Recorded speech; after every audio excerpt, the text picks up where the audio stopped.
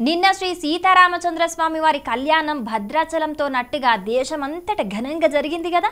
ఇగియాల భద్రాచలంలో ఉన్న మిథిలా కళ్యాణ మండపంలో సీతారామచంద్రుడికి అయ్యవార్లు అంగరంగ వైభవంగా పట్టాభిషేకం జరిపించిర్రు. మరి ఆ కార్యం ఎట్లా జరిగిందో చూద్దాం పాండ్రి మనం కూడా.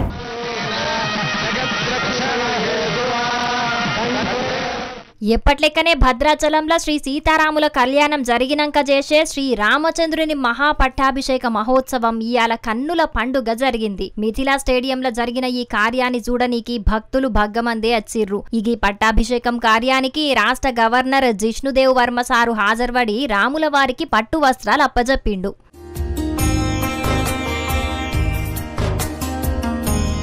ఈ పట్టాభిషేకం కార్యక్రమంలో రాముల వారికి పాదుకలిచ్చిన అయ్యవార్లు రాజదండం, రాజముద్రిక, రాజఖడ్గం, ఛత్రం, చామరలు, రామదాసు పచ్చల పతకాన్ని, కిరీటాన్ని శ్రీరామునికి అలంకరించిర్రు. అటెన్క తీరు తీరు నదుల నుంచి తీసుకొచ్చిన నీళ్లతోని సీతారామచంద్ర స్వామికి అభిషేకం చేసిర్రు.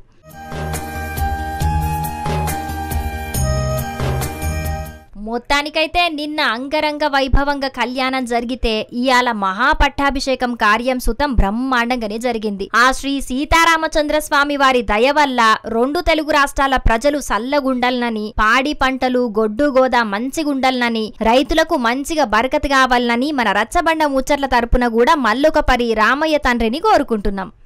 జానకి ప్రాణనాథాయ రామచంద్రాయ మంగళం.